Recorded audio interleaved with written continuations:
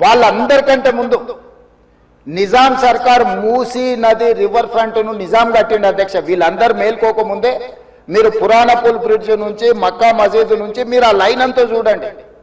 Gulzar house, Mozamjahi market, మీరు గండిపేట, ఉస్మాన్ సాగర్, హిమాయత్ సాగర్ నుంచి మొదలు పెడితే పరివాహక ప్రాంతంలో ఎన్ని హెరిటేజ్ స్ట్రక్చర్స్ ఉన్నాయి. తారామతి, బారాదరి నుంచి మొదలు పెడితే ఆ నదీ పరివాహక ప్రాంతంలో దశాబ్దాల కిందే నిజాం ఒక నదీ పరివాహక ప్రాంతాన్ని వ్యాపార కేంద్రాలుగా తీర్చిదిద్ది ప్రపంచ దేశాలతోనే పోటీ పడే విధంగా ఆనాటి హైదరాబాద్ రాష్ట్రాన్ని అభివృద్ధి చేసింది అధ్యక్ష నిజాం.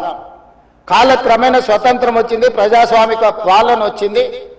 కానీ నిజాం చేసిన అభివృద్ధిని మొత్తం కాలగర్భంలో కలిపేసేసి కనుమరుగు చేసేసి, పాలకులకు నిజాం మీద కోపం ఉంటే నాకు అభ్యంతరం లేదు, కానీ నిజాం కట్టిన కట్టడాలను, చారిత్రాత్మకమైన కట్టడాల నుంచి మొదలు పెడితే చేసిన అభివృద్ధిని మొత్తం కాలగర్భంలో కలిపి కలుషితం చేసి ఆక్రమించుకొని అన్యాయక్రాంతం అయిపోయి ఈరోజు నివసించడానికి యోగ్యం కాని ప్రాంతాలుగా తయారు చేసేసి ఇదొక భాగం.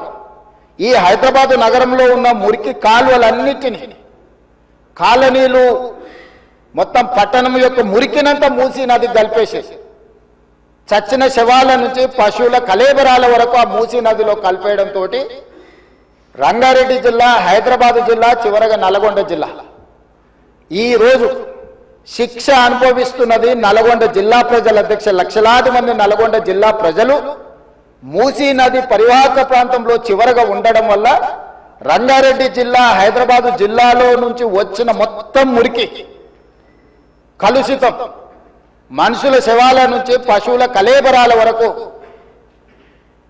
ఫార్మా కంపెనీలు వెదజల్లుతున్న విష కాలుష్యం నుంచి మూసీలో కలపడం వల్ల కింద వాళ్ళు జీవించలేని పరిస్థితి ఉంది. నల్గొండ జిల్లాకు భగవంతుడే శిక్ష విధించిండు అధ్యక్ష. వాళ్ళ దురదృష్టం, దేవుడే వాళ్ళ మీద కక్ష కట్టిండు అన్నట్టుగా ఫ్లోరైడ్ ప్రాంతంగా ఆ ప్రాంత ప్రజలు పేదవాళ్ళు కాళ్ళు వంకర, చేతులు వంకర, నడుము వంకర, పుట్టే పిల్లలు అష్ట వంకర్లతో పుడుతుంటే కన్న తల్లిదండ్రుల యొక్క దుఃఖం ఎలాంటిదో అర్థం చేసుకోండి అధ్యక్ష. ఇదే కాకుండా పిడుగులాంటి ప్రమాదం వాళ్లకు మూసీ నుంచి వచ్చింది అధ్యక్ష. మూసీ పరివాహక ప్రాంతంలో ఆ ప్రాంతంలో మహిళలు గర్భం దాలిస్తే ఈ నీళ్లు తాగడం వల్ల, ఈ మూసీ పరివాహక ప్రాంతంలో పండించిన పంటలు, కూరగాయలు పంటలు తినడం వల్ల ఆడపిల్లలు గర్భం దాల్చలేని పరిస్థితి వచ్చిందని డాక్టర్లు రిపోర్ట్ ఇచ్చింది అధ్యక్ష.